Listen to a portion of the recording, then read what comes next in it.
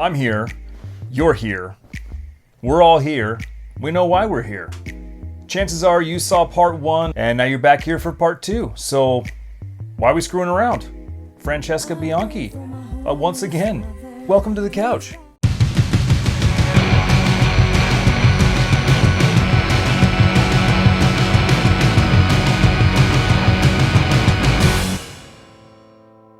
Hey, what's cracking YouTube? I'm Brandon. Welcome to DaVinci's Alchemyst, your blue-collar guide for drinking well, stinking pretty. Welcome to part 2 of the 3rd episode of Welcome to the Couch, where we're taking a look at the line from Francesca Bianchi Perfumes. A couple of things I want to interject real quick before we get going. Things I forgot to mention in the last video. I do want to impress upon everyone that for a really amazing, long-lasting line of fragrances, these are actually pretty cheap. They all come in 30 ml bottles, and you can absolutely order a discovery kit from the website, which I will link in the description down below. A couple of interesting little tidbits about Francesca Bianchi. She went to school in Florence, and she kind of bounced around in a few different places while she was doing her previous job until she decided to become a full-time perfumer when she settled in Amsterdam. Another little tidbit, her last name Bianchi, it basically means white or the fair-haired in Italian, and I think it's a really great, interesting contrast the way that she uses the white labels, her namesake technically, on the bottles that she uses, and you can see the amazingly deep colored juice that pretty much subsists with every single one of the fragrances. Like I mentioned in the last video, I do not have Angel's Dust, so I will having to be leaving that out of this house overview, unfortunately. But today we're focusing on the last 5 fragrances that I do have, which are Sex and the Sea Neroli, Lover's Tale, Dark Side, Sex and the Sea, the original OG style, and Sticky Fingers. Gonna jump right out of the gate with Sex and the Sea Neroli. Now, I, of course, have worn this on skin.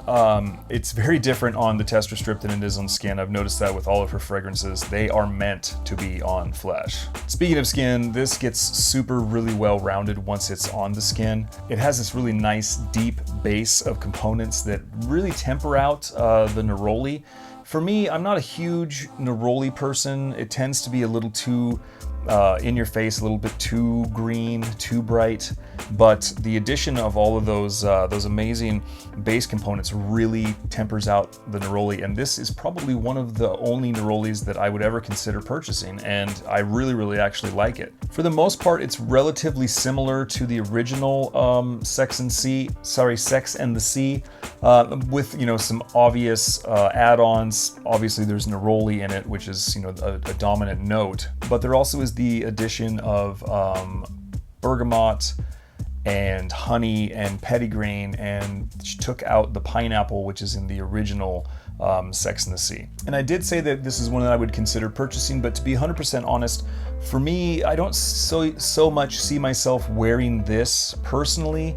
It really kind of has this effect of making me want to get closer to someone that has this on, i.e. my girlfriend, so chances are I'm probably going to buy her a bottle of this in the future. Really exceptional for a neroli in my opinion, so that is Sex and the Sea Neroli. Oof, moving on to one now that, it does some things to me, I'm telling you.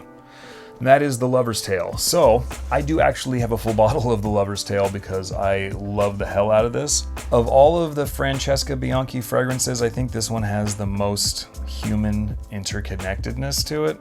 Oh God, I smell this and it has this kind of aphrodisiac effect on me.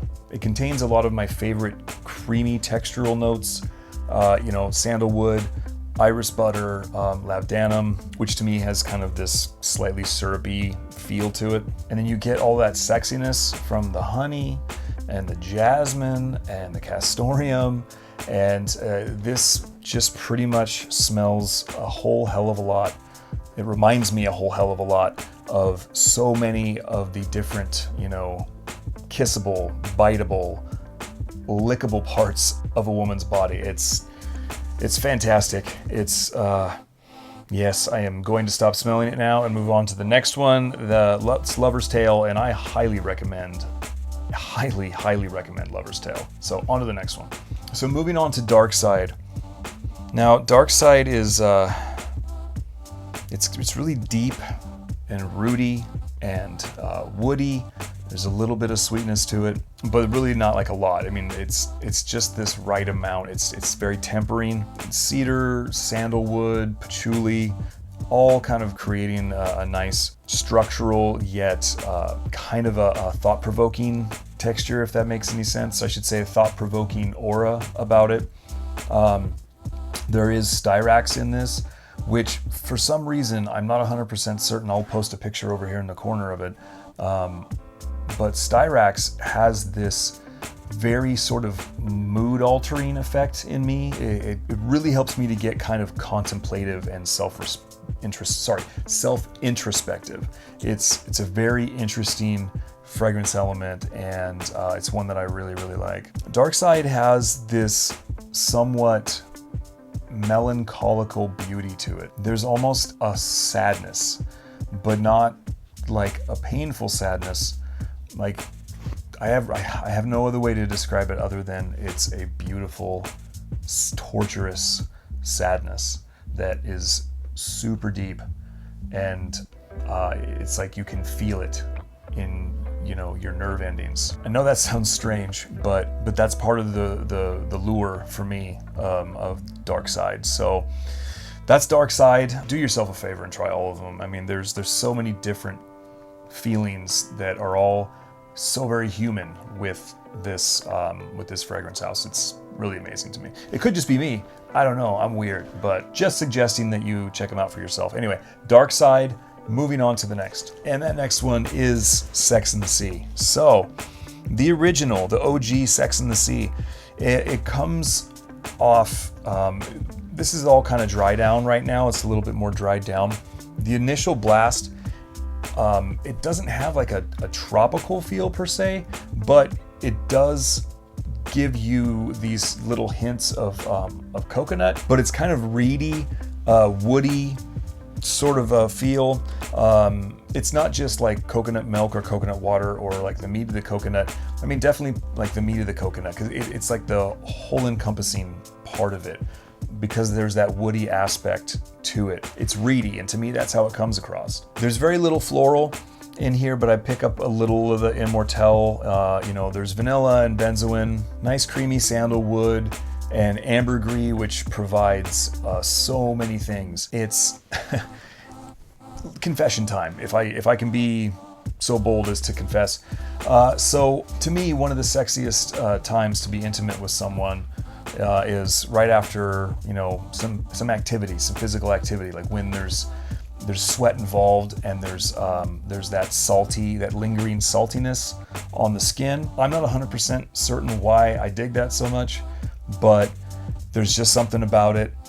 Maybe it's just primal or deep-seated or something, I don't know, but that salty skin smell and taste when you're getting, you know, jiggy with someone is very, to me, is very appealing. And Sex and the Sea has that feel. That is like one of the main underlining themes that I get out of Sex and the Sea, and that's one of the reasons why I like it so much. So again, another, you know, romantically based fragrance, Sex and the Sea. Yeah, soon bottle of this as well. And now for the last one, which I have a full bottle of, and that's Sticky Fingers. So I'm in process of filming for this tomorrow, so I'm not going to get too crazy into it for multiple reasons. One is because this does things to me. It's boozy. The patchouli has this kind of chocolatey vibe. It's leathery. On paper, it's amazing. On skin, it is super sexy, super sensual. It's got warmth. It has depth. It's humid, and it has viscosity. I don't want to get super graphic with this. I'm saving that for my full review. But this is a orally fixated fragrance. I'll just say that. Again, with Francesca Bianchi's fragrances, it's like a who's who of all of my favorite friggin' base notes, and a lot of my favorite perfumery notes is sandalwood, iris, patchouli, and the tonka and the musk combining together with everything creates this syrupy tongue coating texture from it.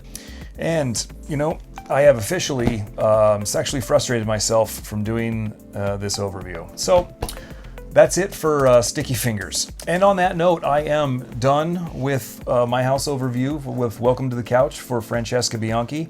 I am going to go have a glass of whiskey and a cigarette, even though I don't smoke. Thanks so much for sticking around to the end of this video, guys. I really appreciate it. I hope that you do like this style of house overview that I've been doing. Again, this was Welcome to the Couch episode 3, part B. Once again, I want to urge you guys one last time to go check out Francesca Bianchi's website.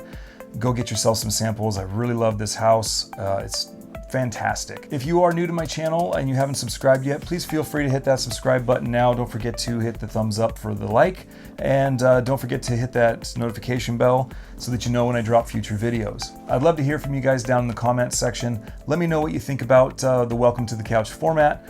Let me know what you guys think about Francesca Bianchi if you've ever tried any of her fragrances, and then also what you think about my description of these fragrances, whether or not they're up your alley. I hope that everyone is out there having a great week and a great weekend, and I hope that you're taking care of yourselves and each other. And no matter where you are, no matter where you're going, always remember, keep calm, stay pretty, and I'll see you on the next one.